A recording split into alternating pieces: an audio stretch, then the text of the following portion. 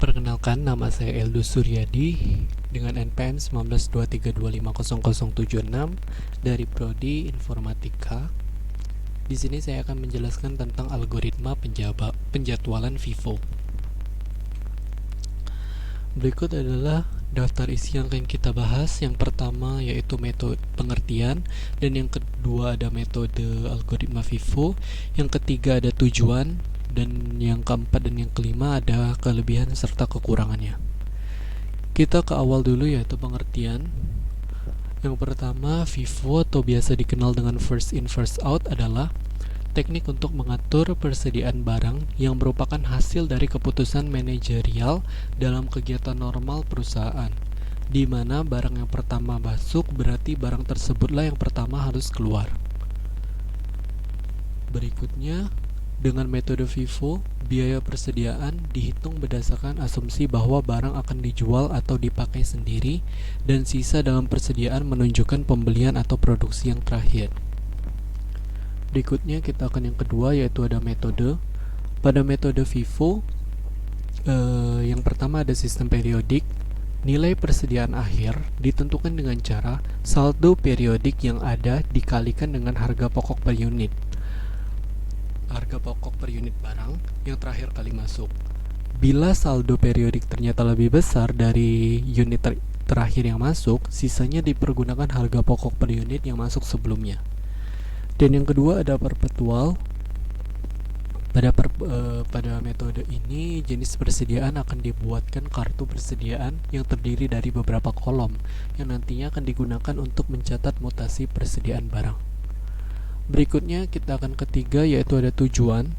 Tujuan FIFO di sini ada tiga. Yang pertama, menghindari agar barang tersebut tidak kadaluarsa dan tertimbun lama di gudang.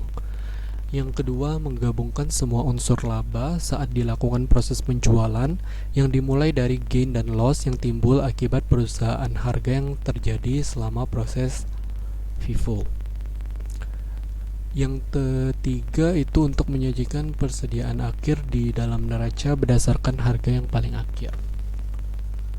Keempat ada kelebihan algoritma FIFO, yaitu yang pertama, nilai atau biaya persediaan disajikan secara aktual dan relevan di laporan posisi keuangan.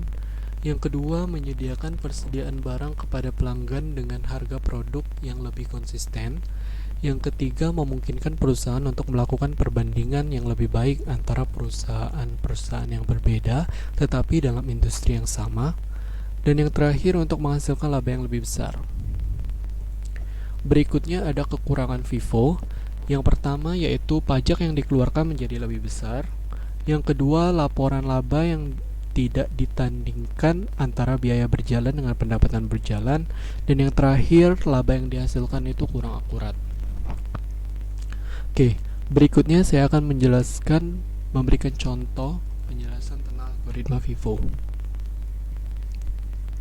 Di sini kita terdapat ada 4 proses, yaitu A1, A2, A3, dan A4.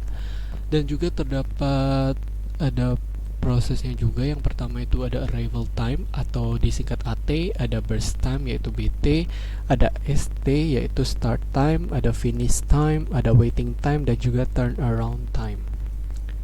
Pada proses pertama, arrival time-nya itu 0 dan burst time-nya 2. Bisa kita tuliskan pada Gantt chart, yaitu proses pertama atau A1 awalnya 0 dengan proses burst time-nya 2 sehingga kita tuliskan 2. Dan yang proses yang A2 yaitu 6 ditambah dengan proses sebelumnya yaitu 2 sehingga menjadi 8. Dan A3 yaitu burst time-nya 10 ditambah dengan proses sebelumnya yaitu 18. Dan yang terakhir ada A4, burst time-nya 14 ditambah dengan proses sebelumnya sehingga menjadi 32. Di sini kita bisa menuliskan start time-nya pada proses A1 dimulai dari 0 sehingga kita tulis 0 dan diakhiri dengan 2. Pada proses yang kedua yaitu di start mulai dari 2 dan diakhiri dengan 8. Dan yang A3 yaitu dimulai dari 8 dan diakhiri dengan 18. Dan yang A4 dimulai dari 18 dan diakhiri dengan 32. Oke. Berikutnya kita akan mencari waiting time. Waiting time dapat dicari dengan cara start time dikurang dengan arrival time.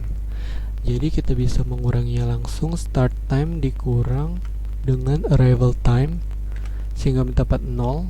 Di proses berikutnya kita melakukan hal yang sama, start time dikurang dengan arrival time. Begitupun berikutnya, arrival time, dan yang terakhir start time dikurang dengan arrival time. Oke. Nah, pada TAT kita bisa mencarinya dengan cara finish time dikurang dengan arrival time. Finish time dikurang arrival time.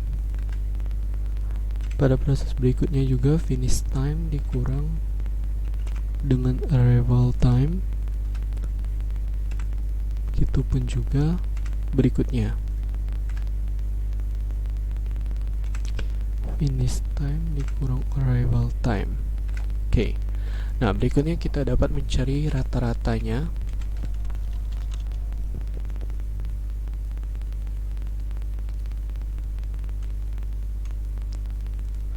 Dapat mencari nilai rata-rata, yaitu 5,5 untuk waiting time.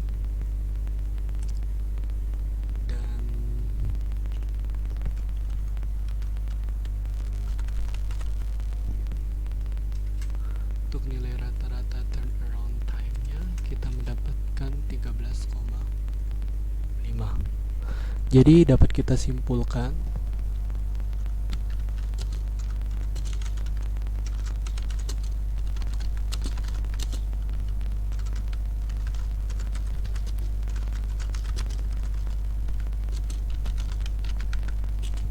nilai rata-rata waiting time sebesar 5,5 meter per second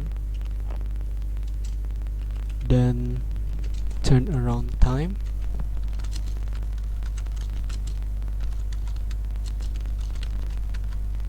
sebesar 13,5 meter per second. Oke. Mungkin itu saja yang dapat saya sampaikan. Mohon maaf jikalau ada kesalahan kata. Saya ucapkan terima kasih banyak.